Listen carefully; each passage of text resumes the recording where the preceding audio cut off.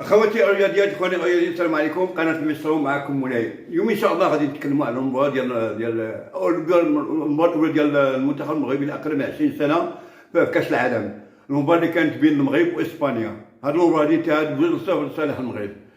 المباراه كما قلنا الوداد لعبوا كره، يعني بكل معنى الكلمه لعبوا الكره، ما خلاوش من داكشي اللي خاص كلشي يتعمل. تبارك الله على الوداد، عضوا في اللحم، لعبوا كره مزيانه، ما كاينش اخطاء. هادو هما المسائل اللي كانت مزيانه. بغض النظر اسبانيا ولا غيرها، لكن المهم تلعب الكره ديالك، المهم النفس ديالك ولعب الكره ديالك وما كيهمش من بعد. وما نهضرش مع الحكام ما نهضرش معاهم.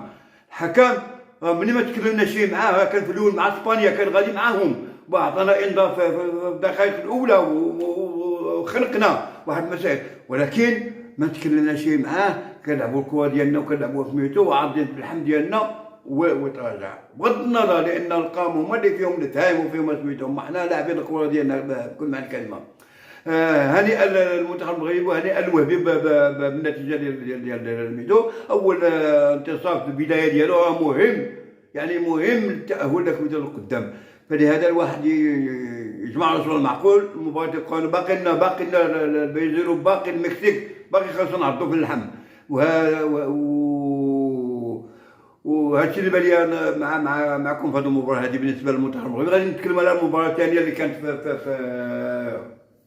في الدوري في الليغا الاسباني. المباراه اللي كانت بين ريال بيتيس اللي كيلعب فيها زوج مرابط ضد اوساسونا. هذه المباراه انتهت ب2-0 لصالح اوساسونا، لصالح البيتيس. ريال بيتيس زلزولي سجل الهدف الاول ديال الفريق ديالو، يعني بالطريقه وبالماتو. كان اليوم رجل المباراه، زلزولي كان رجل المباراه اليوم.